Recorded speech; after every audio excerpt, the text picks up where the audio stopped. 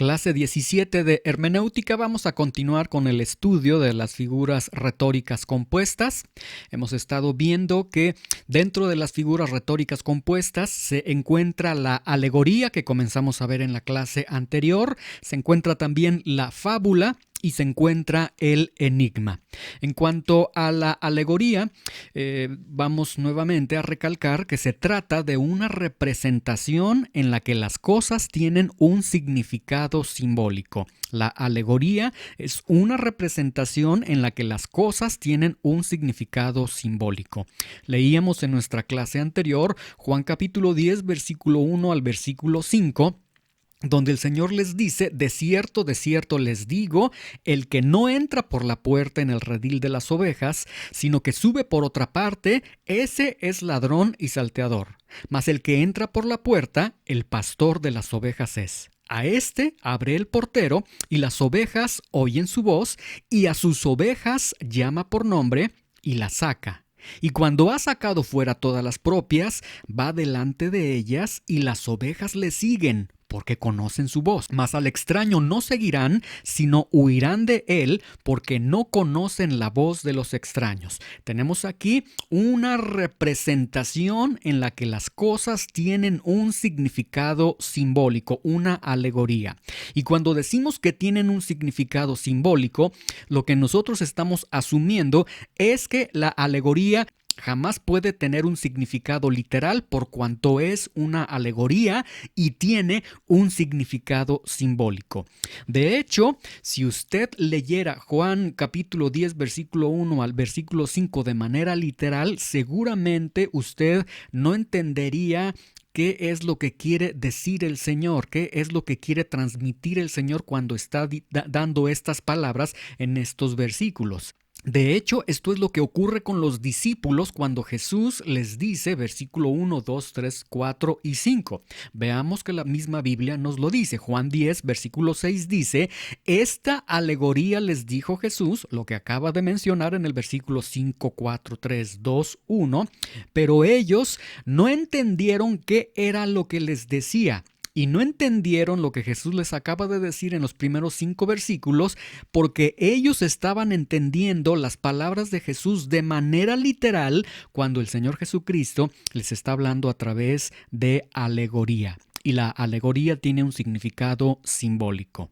La alegoría es un medio legítimo, una figura retórica usada por algunos autores bíblicos para enseñar. Ahora, una cosa muy distinta es la alegorización.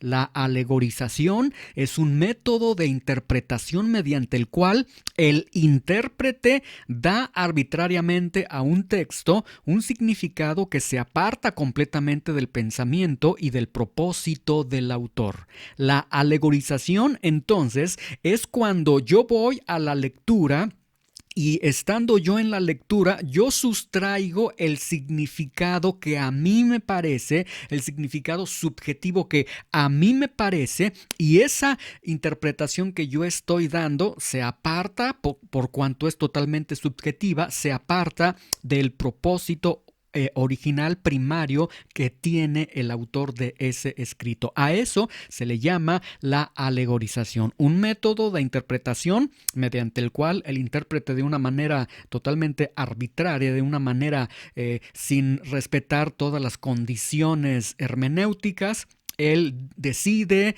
cuál es el significado que tiene ese texto y lo hace y destroza realmente toda la interpretación del texto que se pudiese obtener. Entonces, por eso estamos haciendo esta aclaración. Una cosa es la alegoría. La alegoría es una figura retórica utilizada en la Biblia, ciertamente, escasamente utilizada en la Biblia. Y otra cosa es la alegorización. Debemos apartarnos de alegorizar con la Biblia.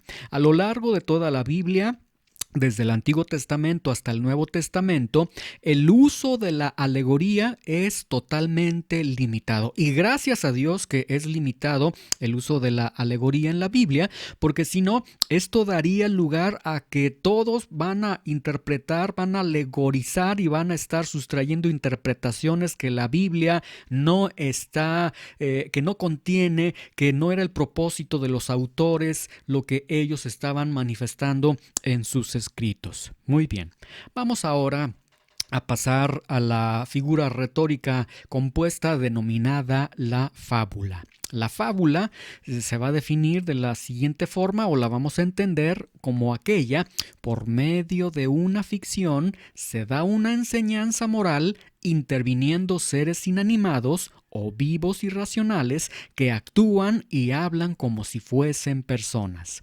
En la fábula, entonces, a través o por medio de la ficción se da una enseñanza moral, intervienen seres inanimados o seres vivos y racionales que actúan y hablan como si fuesen personas. Nuestra definición, entonces, nos está aportando que se da a través de una ficción. Una ficción se define como el conjunto formado por los acontecimientos y los personajes que forman parte del mundo imaginario. Entonces, a través del mundo de la imaginación se da una enseñanza moral. ¿Qué significa esto de enseñanza moral? Que entonces nos va a estar aportando un mensaje que promueve valores, que promueve principios éticos, que nos está promoviendo algo, que nos estará dejando una moraleja, un mensaje, ¿sí?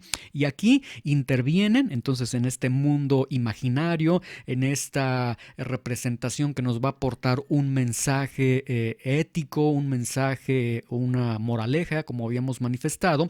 Intervienen, va a estar interactuando seres inanimados, seres vivos y racionales que estarán actuando y hablando como si fuesen personas. Es decir, no son personas, son animalitos, son cosas, etcétera.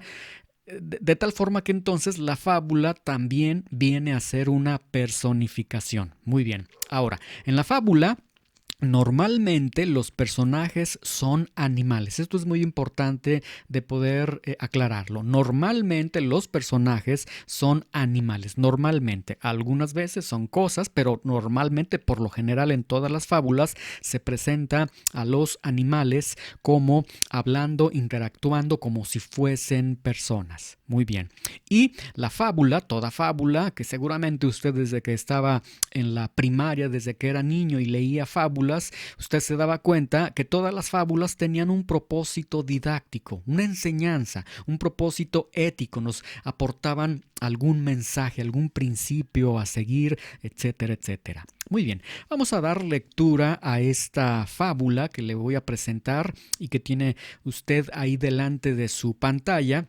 Vamos a dar lectura y vamos a ver cómo en esta lectura, por medio de una ficción, se da una enseñanza moral, intervienen seres inanimados o seres vivos y racionales que actúan y hablan como si fuesen personas. Vamos a dar lectura. Dice: la oveja estaba en el corral, tenía verdes pastos para comer, fuentes de agua dulce para beber y estaba rodeada de blancos corderos con quienes podía hablar todo el tiempo sobre el tierno pastor que les cuidaba. Un día, como todos los demás, el pastor llamó a cada ovejita por su nombre, pues las llevaría a un nuevo lugar para pastar. Pero dijo: yo amo este corral, no quiero ir más a ningún lugar, me quedaré aquí, no tengo por qué oír más la voz del pastor. Él siempre quiere que haga lo que dice y no piense en lo que yo quiero o necesito. Amo estos pastos y esta fuente, me quedaré aquí. Cuando las otras ovejitas vieron que no seguía al pastor, la persuadieron a irse con ellas, pues siempre que él las llevaba a otro lugar era mejor y siempre las protegía. Pero con enojo les gritó: voy a quedarme, yo no necesito al pastor, ya conozco el terreno, será fácil sobrevivir y además ahora será todo mío y no tendré que compartirlo con ustedes, váyanse.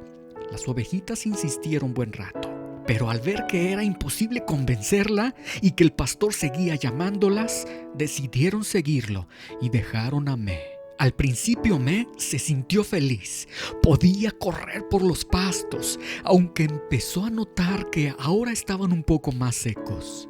Intentó ir al arroyo a beber, pero no sabía dónde estaba y empezó a asustarse, pero no quería temer, pues quería valerse por ella misma. Además, ya no podía regresar al rebaño, pues no se escuchaba más la voz del pastor.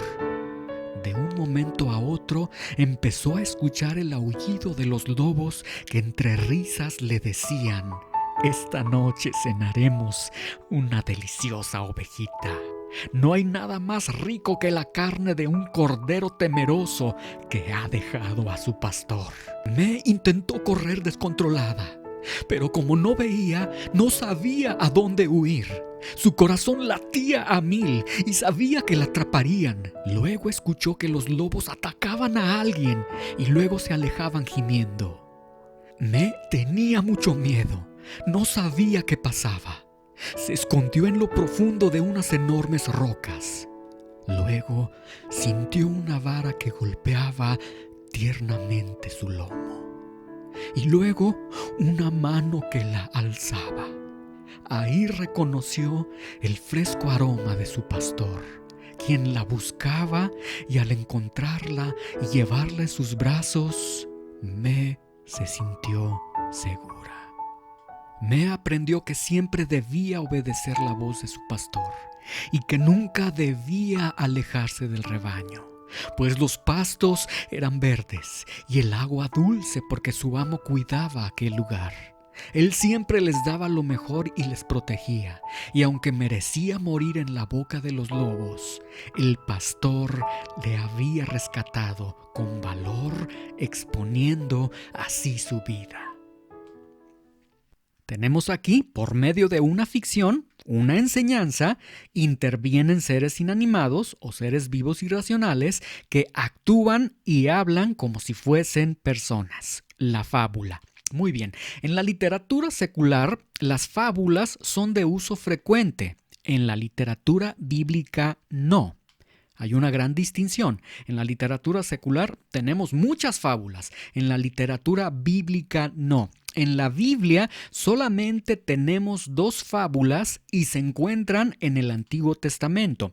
La primera de ellas es Segundo de Reyes, capítulo 14, versículo 9. Y Joás, rey de Israel, envió a Amasías, rey de Judá, esta respuesta: «El cardo que está en el Líbano envió a decir al cedro que está en el Líbano: da tu hija por mujer a mi hijo, y pasaron las fieras que están en el Líbano y hollaron el cardo». Lo que tenemos aquí es que en el sarcástico mensaje dirigido por el rey de Israel contra el arrogante Amasías, rey de Judá, tenemos una ficción. Se da una enseñanza moral, intervienen seres inanimados o seres vivos irracionales que están actuando y hablando como si fuesen personas. El cardo que está en el Líbano envió a decir al cedro que está en el Líbano, y el cardo dice: da a tu hija por mujer a mi hijo, y pasaron las fieras que estaban en el Líbano y hollaron el cardo. Y ahí tenemos la fábula.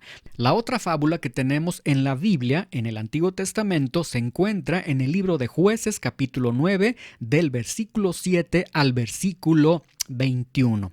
Todos estos textos, de hecho la tarea será la siguiente. Van a dar lectura a Jueces capítulo 9, versículos 7, 8, 9, 10 hasta el versículo 21, y van a explicar por qué ese contenido se trata de una fábula. Van a leer estos versículos y van a explicar por qué consideran ustedes que este contenido que tenemos aquí se trata de una fábula. Muy bien, que el Señor les bendiga, que el Señor les guarde.